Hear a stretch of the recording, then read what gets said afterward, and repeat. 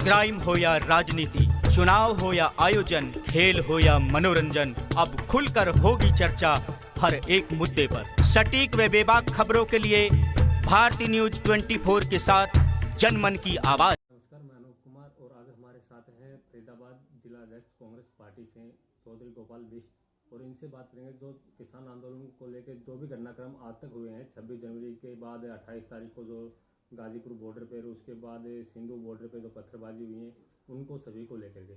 Sir, जो 26 तारीख को लाल किले पे हुआ, जो तिरंगे का अपमान हुआ है, उसमें आप ये क्या कहना चाहेंगे? क्या षड्यंत्र था, क्या वो घटनाएं थी? नमस्कार, मैं आपको और आपकी पूरी टीम को पहले धन्यवाद देना चाहूँगा, जिनके माध्यम से मैं जनता से मेरा संवाद हो रहा है।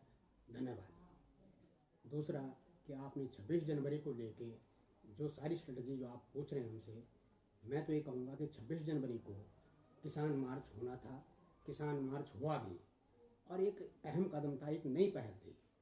किसान और जवान देश के वो स्तंभ हैं जिनका आज से नहीं, सदियों से ही स्मरण होता रहा है।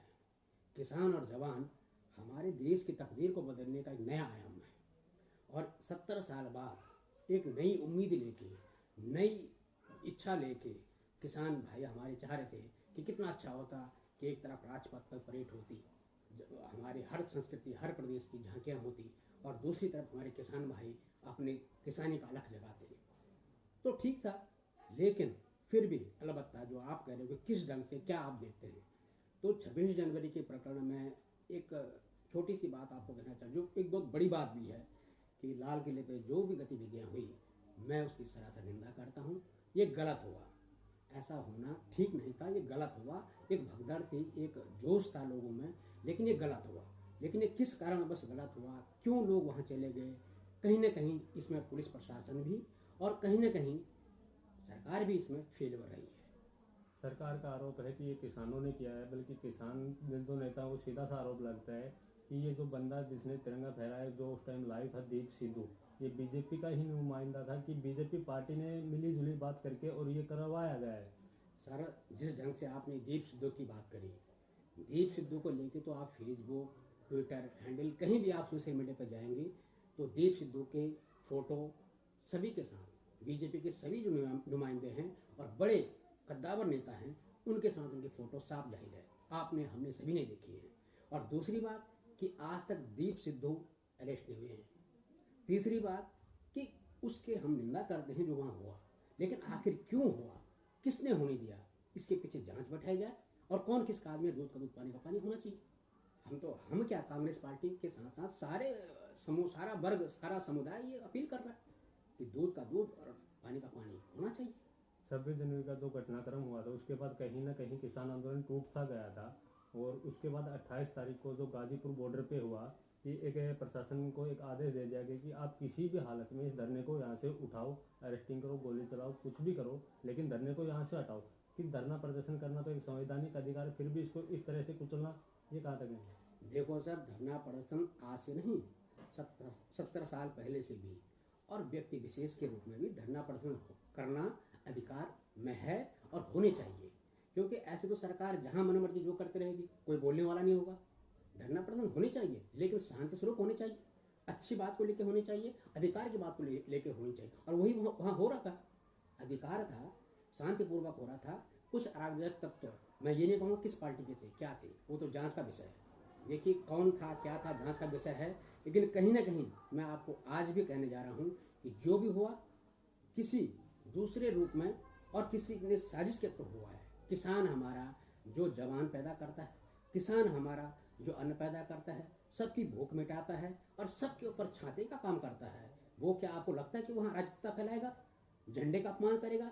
जो झंडे को अपने ट्रैक्टरों के ऊपर लाद के चल रहा है, झंडे का सम्मान कर रहा है, उसको सल्यूट दे रहा है, चारों दिशाओं में हर जगह मुहिम झंडे को लेकर चला रहा है, वो क्या झंडे का अपमान करेगा? मैं नहीं समझता कि ये किसान इन्होंने ऐसा करा। जिसने किया वो उग्रवादी थे, अराजक तत्व थे, उनकी मैं घोर निंदा करता हूँ, आज भी करता हूँ। लेकिन साथ साथ में पुलिस को भी, सरकार को भी कटघरे में खड़ा करता हूँ, क्योंकि वहां पे लाल किले पे चिड़िया भी, परिंदा भी पर नहीं मार सकता। आखिर इतनी बड़ी घटना कैसे हो गई, नाक के तले कैसे हो गई, उसके जिम्मेदार कौन है? पुलिस प्रशासन? आप हमसे तो सवाल कर नहीं सकते। जैसे 28 तारीख को आम पब्लिक आई थी गाजीपुर बॉर्डर पे, वो कह रही थी पुलिस प्रशासन तुम लठ बजाओ, हम तुम्हारे साथ हैं। तो ये क्या एक माहौल गलत, किस प्रकार का माहौल लेके चलने वाले थे कि वो आम पब्लिक थी कि वो धरने से परेशान होकर ये बातें बोल रही है? देखो साहब, जैसे आप जानते हो, टिकैत जी ने भी इस बात का खुलासा किया है, और बाकी न्यूज़ चैनल, आप जैसे न्यूज़ चैनलों के माध्यम से भी हमने जो वहाँ हमने देखा, पुलिस प्रशासन लठ बजाओ, वो पुलिस प्रशासन लठ बजाओ की जो भाषा है वो किसकी थी?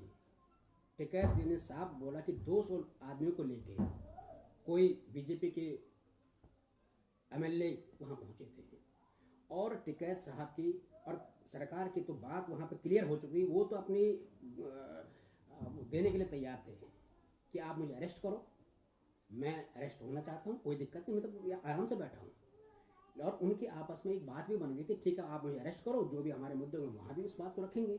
लेकिन जैसे ही बीजेपी के, मैं तो खुलेआम कहना चाहूँगा, इसमें कोई ये नहीं, बीजेपी के 200 लोग एमएलए को अपने एमएलए के साथ वहाँ पहुँचते हैं और पुलिस प्रशासन लठ बजाओ हम तुम्हारे साथ हैं, इस ढंग की भाषा का प्रयोग वहाँ किया गया, इस ढंग की भाषा का प्रयोग हुआ, तो जाहिर सी बात है कि ऐसे में तो जनसैलाब उमड़ पड़ा। फिर टिकैत के आंसू नहीं थे, वो आंसू देश के किसान के आंसू हैं, अन्नदाता के आंसू हैं। सीधी सी बात बताइए, आप मुझे कोई चीज़ दे रहे हैं और वो मैं नहीं चाहता उसको लेना। आप मोटा मोटी राजनीति माना जाए, आप राजनीति की बात नहीं, आप मुझे कोई चीज़ देना चाहते हैं और मैं उसको कह रहा हूँ भैया मैं नहीं लेना चाहता, आप मुझे जबरदस्ती थोप रहे हैं। ये कहाँ का संविधान, ये कहाँ की न्यायपालिका, ये कहाँ का सर्कुलर है? नहीं, सरकार तो आप लोगों पे भी, कांग्रेस पे भी आरोप लगा रही है कि किसानों को कांग्रेस से, आम आदमी पार्टी से, इनकी तरफ से बरगलाया जा रहा है। यहाँ जो कानून है ये इनके हित में है। सर हित में है तो देश के 29 राज्य, केरल से लेकर अंडमान निकोबार, उत्तराखंड, गुजरात, सारी जगह एक बड़ी मुहिम चलाई जा रही है। सारे लोग इकट्ठे, सारे किसान भाई इकट्ठे हैं। क्या वो सब बेवकूफ़ हैं?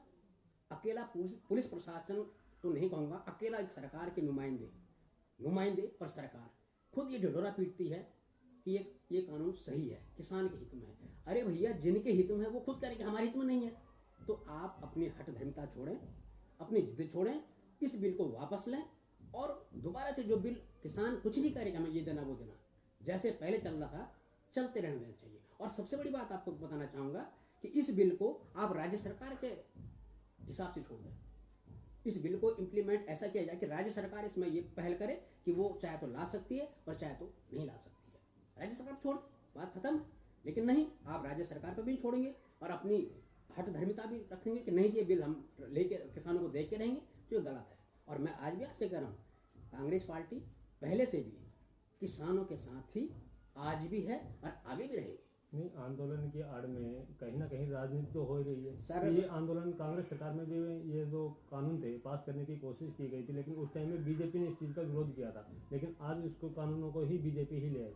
सर मैं ये नहीं कहा, देखो सर, हम उन लोगों में से नहीं हैं जो अपनी गलती नहीं मानते हैं। कहीं ना कहीं हमारे भी कमी रही होंगी, आज 55 पे जो हैं, कहीं ना कहीं कमी हमारे भी रही होंगी। लेकिन मैं वही आपको कहावत कहूँगा, माननीय मनमोहन सिंह जी ने एक बात कही है, मैं मान गया मैंने कम बोला लेकिन मैंने झूठ नहीं बोला। ये वही सरकार है। प्रतिपक्ष खत्म हो रहा था तो एक अपना प्रतिनिधि आपको दिया, विपक्ष होना चाहिए, विपक्ष जिंदा होना चाहिए। और ये वो सरकार है 2019 के बाद, वो सरकार है जो सरकार ये कहती है कि कांग्रेस का नामो निशान मिटा देंगे। हम किसी के नामो निशान मिटाने के लिए नहीं आए, हम किसी को दबाने के लिए नहीं आए, किसी आवाज बंद करने के लिए नहीं आए। हम तो सबको मिलके, जो सबकी खुशी है जिसमें, उसको संचार करने के लिए आए हैं। निम्न स्तर का आदमी, दलित, कुचलित, पीड़ित, उसकी रक्षा करने के लिए, उसको आगे बढ़ाने के लिए आए हैं। जैसे अब सरकार में जो भी प्रोटेस्ट हो रहे हैं, जैसे जामिया में स्टूडेंट अगर प्रोटेस्ट करते हैं तो उनको टुकड़े टुकड़े गैंग बोल दिया जाता है। अगर कोई मुस्लिम लोग प्रोटेस्ट करते हैं तो उनको पाकिस्तानी बोल दिया जाता है। अब जब किसान प्रोटेस्ट करें तो उनको खालिस्तानी बोला जा रहा है कि ये खालिस्तानी है। सर ये तो 2019 से लेकर अब तक देश में एक वेव चल पड़ा है। ये मेरा व्यक्तिगत विचार है, आप पार्टी से ना जोड़ें, लेकिन 2019 के बाद जब से मोदी जी की सरकार बनी, उसके बाद एक तरंग सर्वाइव हो रही है सारी मीडिया में, हर जगह, कि बस एक ही है, बाकी और कोई नहीं। क्या सर एक ही है और कोई नहीं? ये देश 130 करोड़ आबादी का देश है। इस देश में एक ही दिमाग है। ये देश सबका है, सबके हित के लिए है और सबकी रक्षा होनी चाहिए। मैं वही अभी उस बयान को दोहराऊंगा कि मान गया कि मैंने कम बोला, लेकिन झूठ नहीं बोला।